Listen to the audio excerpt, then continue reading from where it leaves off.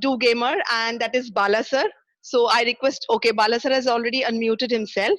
He is a wonderful personality. I think over the period of 10 to 15, 20 minutes, when you get to hear him, you'll get to know what Do Gaming he has been doing.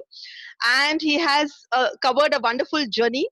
What he's again, let me introduce himself. Let me introduce him first. He is a mechanical engineer, and he decided to shift to being an entrepreneur in 1995. So he started with a distributorship company, and he started with just products of Reckitt and Coleman. But within a course of a very short span of time, he had around 100 companies for which he became the distributor. And then at that point of time, he realized that I've achieved, I'm into too many things. Will I be able to manage? And then he decided to cut down. Well, that's another story. But what I liked about him when I spoke to him was he is a very energetic and enthusiastic person. His carefree attitude was what hit me, because what I look for in a person is happiness and contentment. And that was written all over his face. And when I spoke to him over the phone, it was practically pilfering down to me also.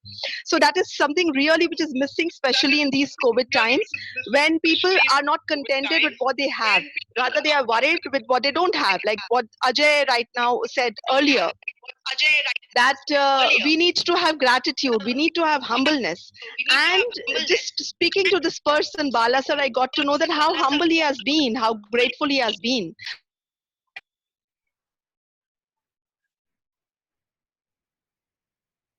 I would like to say hello to everyone, please. Hi, hello everyone. Nice to be with you all. Thank you very much. Oh, that was a very enthusiastic, warm welcome. So, as I told all of you, that he has been an entrepreneur and he has successfully scaled his business in a very short period of time to a great heights. Now, in this era where we have a lot of startups and MSMEs coming up, and a lot of young people are here, I want you, Balasar, can you please give us a few tips on how you really upscaled your business within a short period of time? Like, say, around 4 to 5 tips or strategies which helped you be more productive, profitable, as well as successful in that short period of time. You have asked too many questions. I'm not sure whether I was successful or profitable. See, actually, I started on my own when I was 25. Earlier, I was working with a company called Satar Vessels. My boss, the director who was my boss there, that was a marketing industrial equipment. He always will tell me, whenever you go to a customer point, you never go straight, kick the ball. Don't talk business. You learn more about the customer's interest. When you just meet them, you start with what is their interest, talk with them, get acquainted, get familiarized, then you go into the business. The customer will always put their ears to you. This point is always in my mind. When I started my career, whenever I go and meet the shop owners or the customers, I used to learn more about them. So the next visits, when I go to them, I will talk to them about their interest. So that automatically the business starts coming because they are very much interested in discussing many things with me. So So, this is obviously, the what. customer is the king. You believe in Yeah, that. yes. Gandhiji said customer is the god or the king. I always believe the customer delight, or we can say now in the world of governance, we can say customer bliss. You put your customer into bliss, definitely the business will happen. Then the other Okay. thing which I understood in that particular industry, the fast-moving consumer goods, the shopkeepers will have various problems. The major problem which I analyzed was the damaged goods and the unsold goods lying in their shops. Most of the distributors, they said the company will replace once in a year, once in 6 months. I can do it only that. I decided, I told all my people working with me, the moment you go into a shop, ask them, is there anything unsold for a month? Do you have anything lying damaged in your place? You replace that. So this gave a big advantage, and all the shopkeepers in Salem, I was catering about 4,000 outlets. So whenever any company wanted a distributor. They only go on to the shopkeeper and ask, who's the nice distributor in this area? All the shopkeepers started telling, Chanakya Marketing, go to Chanakya Marketing. Bala is really doing good business. So that was the motivation. Every day, many consumer goods company executives started pouring into my office. Then I decided, why only with one? Go ahead, a good business, we will expand so that I can give more job to many people. So I added up companies one by one. Then on that stage, I understood we have to be punctual, transparent, and open. Tell the customer, yes, this is what the price is. This I can only do this. No hide and seek game. Be very open. Yes, I can do. I cannot do. Definitely, the customer will take our words. For example, the industry which I was in, the consumer industry, had more of what you say. Stocks used to come in from various other places because of the price fluctuation. A product will be priced at one rate in Salem, the other rate in Chennai or Bangalore. So whenever at one point, any wholesaler will call me and say, well, I am getting a product at this price.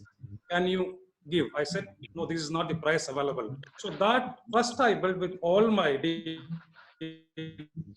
So that is the reason I'll always say, you know your customer first, then take your customer to the bliss or delight or whatever you want to name it. Then you be always open and transparent. These three will definitely, whatever the business you are doing will take you to new heights.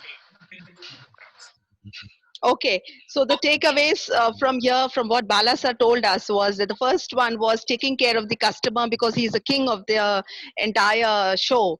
And the second was taking or giving that extra help to the shopkeepers or whoever your customer only, and maintaining transparency. Absolutely true. This is what exactly, when applied to life, that means the honesty and true policies will bring in the proper results that we want. When I was speaking to Bala sir, I got to know that the only thing he was speaking about is how he has just given in his life, and till now he is continuing.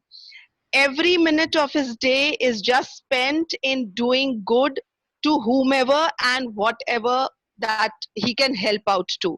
When I heard the different stories that he told me and the different ways in which he helps people, I think out of the 24 hours, he's thinking 48 times what are the new creative ways in which he can help people. And he just doesn't think. This is the difference. He just doesn't think. He goes and he acts on it. He does it. When I mean, the first thing that he told is that he likes to motivate young people. That is what he told me. So Bala sir, what is your reason in motivating young people? How do you do it? And exactly why do you want to motivate young people to come up and take up whatever business or do good in for the society?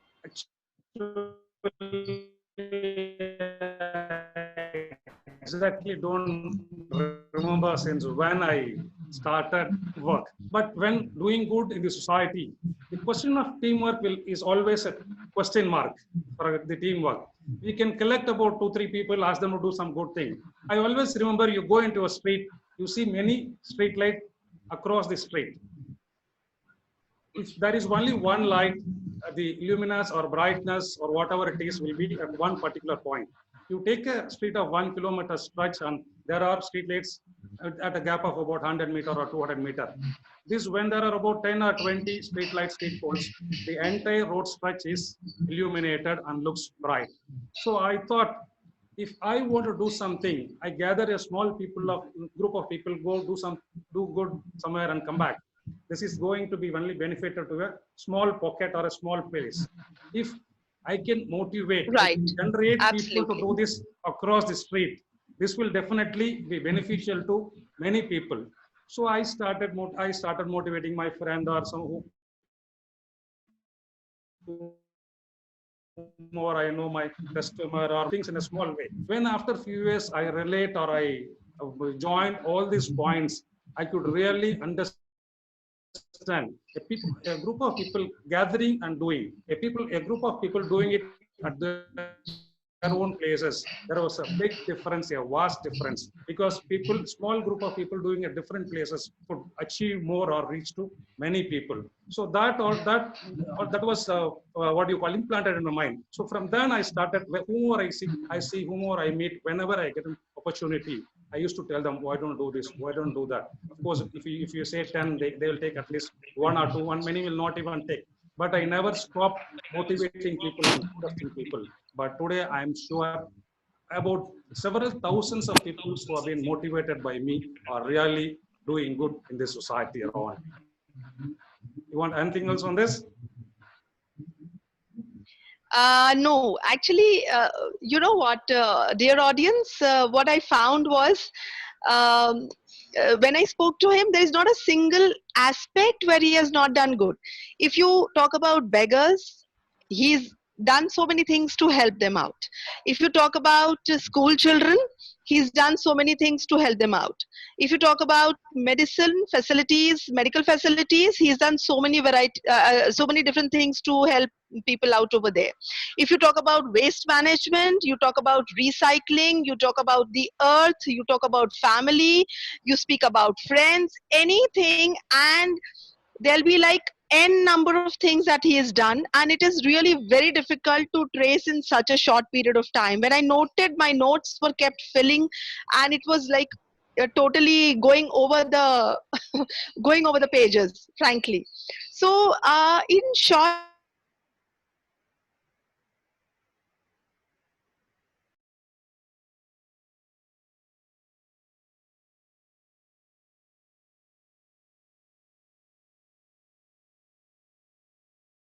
US, can you how good, how you spread the goodness through the Rotary part? I think audience really pay attention. You'll just get a peanut size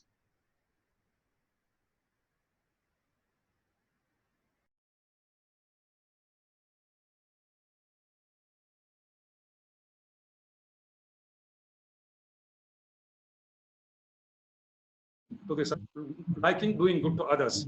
I was an interactor in my school days. I was a rotaractor during college days. So during college, when we are in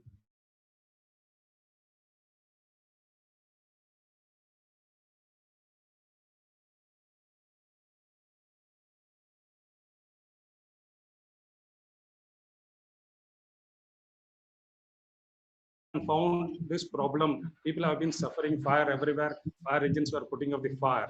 Then I really, to talking with the people who have been working with me, hey,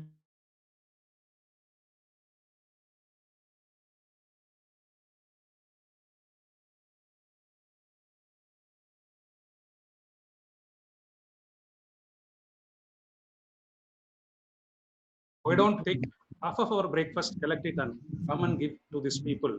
Then later on work with them to help whatever they want. So we rush back to the hospital.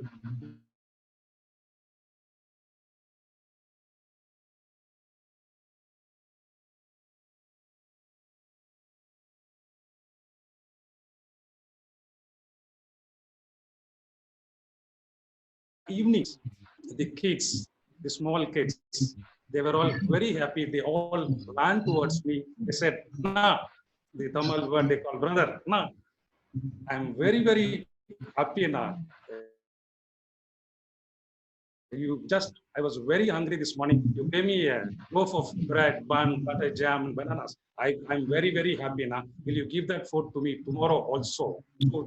So they were all suffering, but one small piece of bread and banana could illuminate their face like anything. Even if I go to a temple and see illuminate the face of the God, I will not get that energy or satisfaction. So when I saw those kids coming and hugging me and telling this, I really thought, definitely when we help others, when we make others happy, something will happen within ourselves. That will that happiness transform into me. Then from that day, I said, whenever there is a possibility, whenever there is a necessity, if not me, whoever can do it, let us collect those people and start doing good in this world. So that it was in the year 1989 or 1990. Then I remembered I signing a document. I will to the Rotary International. I will work as a volunteer to eradicate polio from this world. So that all over. Then I joined my job. Then I started my business. I totally forgot all those things. I used to do whatever possible. One Mr. Ashoka, who was senior to me in the college, alumni meeting we used to meet frequently, he told me, well, Bala, why don't you join Rotary? I said, sir, I've just started my business, into my career. I have to develop this. Let me take some time and come back. So maybe a year after I started my own business, one day I was cleaning all my old files and other things. This one particular paper dropped from a file.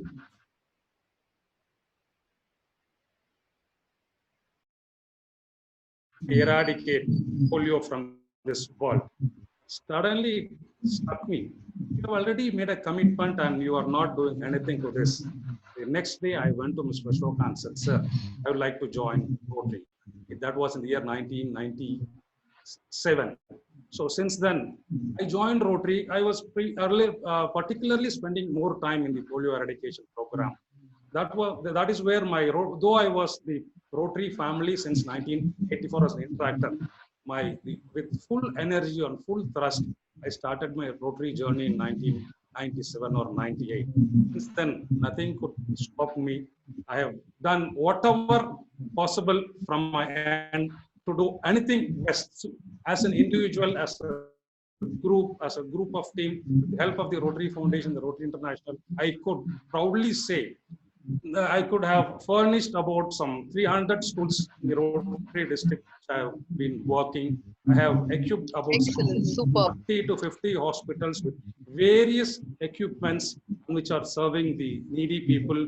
We could have constructed about more than 200 or 250 toilet blocks in the government schools which never had a toilet. We have traveled across to Philippines to provide artificial limbs to 500 to 2,000 people twice or thrice. We have traveled to Brazil to set up a waste management system in a small town called Gaire. So the entire town, that's really a good project. People, the Rotarians have made a company. They collect the entire waste from that local town. They recycle it and they dispose or sell all the recycled materials. This recycle unit could provide employment to about 89 people over there.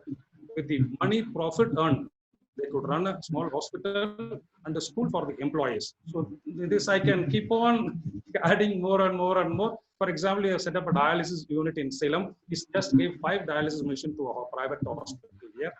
They added about another 30 dialysis machines. It was started in the year 2016. Now, almost 4 years. They have about done 1,70,000 dialysis sessions free of cost to the poor and needy people. And we have also worked in doing about some 200 heart surgeries to the kids with the help of the Rotary clubs across the globe and the Rotary Foundation. So there is no stone unturned, I can say. With Bala sir, I can truly say that he is a man who believes in simple living and high thinking, and he keeps things very, very simple. And see, the way he has been helping people, he just finds small things, very mediocre things in life, and he just starts giving it. Can you just tell us something about the philosophy of giving food to the beggars? How your friends carry food parcels and just hand over to the people who wish to eat, I mean, who don't get a proper meal in a day? See, this is a big question. I always wonder, people used to stand on the road and used to beg, give me something, Mataya, whatever it is, Babuji, give me something, whatever it is. I used to wonder why these people want to beg. What is the prime reason? Of course, there is a big racket or a big industry running behind, because let us not go into all those things. A man will last think to begging as his profession. So when he doesn't even have a meal a day or a meal for 2-3 days, he will definitely come to a conclusion. Why don't we go stand in the roads, put up our hands and beg for a meal? I thought, if we can just giving 5 rupee or 10 rupee or 1 rupee, people used to throw notes and coins and used to move. Is this going to solve this problem? Whenever I talk to people to do something, I always tell them, well, end. If you are going to do something, will that end? It should not be one time, rupees what? That should not happen again. To spend your time, energy, money, whatever, you are going to do some good. But that need has to be eliminated. So I thought, I used to go from my office to my bank every day. At my home, people are providing me breakfast, lunch, they prepare everything. I told my wife, why don't you prepare an extra meal? So I packed that extra meal, identified one person after almost 15, 20 days analyzing. This person is really definitely eat meal every day. This is what we need to pay. I handed over that to that person every day. I told him, normally I used to spend more time with whomever it is I meet, I see, to analyze the persons. So after that, I used to give him meal one day, 2 days. What is that? Why do you want a beggar? He said, I was running a shop. I lost everything. Now I don't have anything. Nobody's there. I have finally come to the roads and started begging for my food. Then after 10 days, 15 days, he asked me slowly,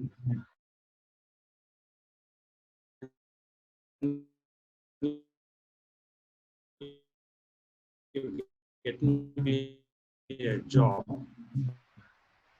So this clicked me, place, or you come back home for lunch, whatever it is. So if your household is making food for 3 or 4 people in your home, why don't you ask them to prepare one extra food a day? Like that, give it to a worthy person, give it to the same person every day. See that he never begs for his food. So this way, by now I could have motivated about some 50 to 60 people around in my place. But definitely, I know that I have made a survey with the road tractors. There are about 400 to 500 people begging in Salem, and out of which 300 to 350 people beg at the same place every day. If these 350 people have been provided with a square meal a day, definitely they will not beg for their food in their life. So Wonderful philosophy. What a wonderful beggars, philosophy. definitely, Absolutely. see, this is what I said. When we do something, everybody is trying to do, they want to do something for others, but that should not be for the moment. If that need, the necessary has been eliminated, definitely I will call. That is what you have to do. Manoj would always tell me, he used to share with me the whatever he has done the week. I used to appreciate him, but I definitely appreciate whatever he's doing. He used to ask me, you are not replying back with anything. I said, I will say, I have not done anything worth which I can share with you. When I really do something worth, I'll share with you.